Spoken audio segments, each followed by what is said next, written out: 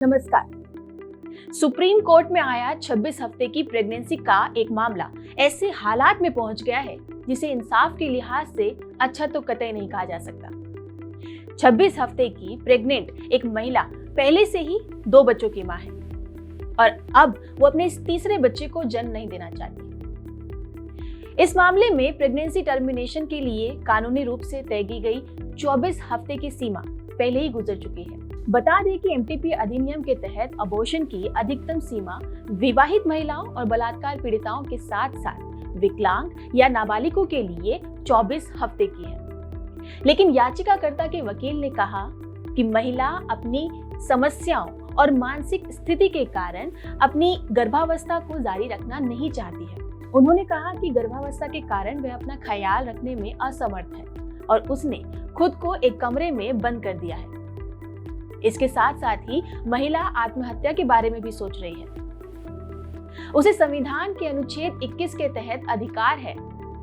AIIMS के विशेष doctor की report को ध्यान में रखते हुए सुप्रीम कोर्ट ने 9 अक्टूबर को दिए गए फैसले में अबॉर्शन की इजाजत दे दी थी। चौंकाने वाला घटनाक्रम अगले दिन यानी कि 10 अक्टूबर को रहा, जब केंद्र सरकार चीफ जस्टिस के पास एम्स के डॉक्टर्स की रिपोर्ट आई।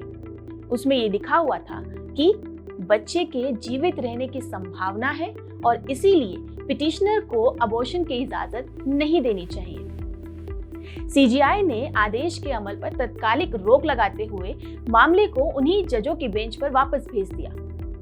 अगले दिन जब मामला उस बेंच के सामने आया तो कई बड़े वाजिब और गंभीर सवाल उठे। एक तो ये कि एम्स की जो एक्सपर्ट कमेटी इस मामले को देख रही थी, उसने पहले ही उस रिपोर्ट में इस बात को क्यों नहीं कहा कि भ्रूण के जिंदा रहने की संभावना है। दूसरा सवाल सुप्रीम कोर्ट में कामकाज के ढंग से जुड़ा हुआ था। पूछा गया कि केंद्र सरकार सर्वोच्च अदालत की एक बेंच के फैसले के खिलाफ मौखिक रूप से कैसे सीजीआई के पास जा सकती है। बेंच ने इस पर केंद्र को कड़ी फटकार लगाई और कहा कि इससे न्यायिक व्यवस्था गड़बड़ा जाएगी।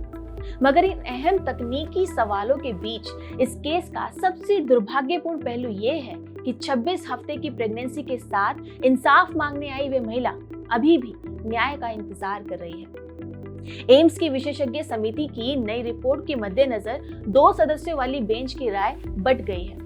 अब मामला फिर से सीजीआई के पास जाएगा।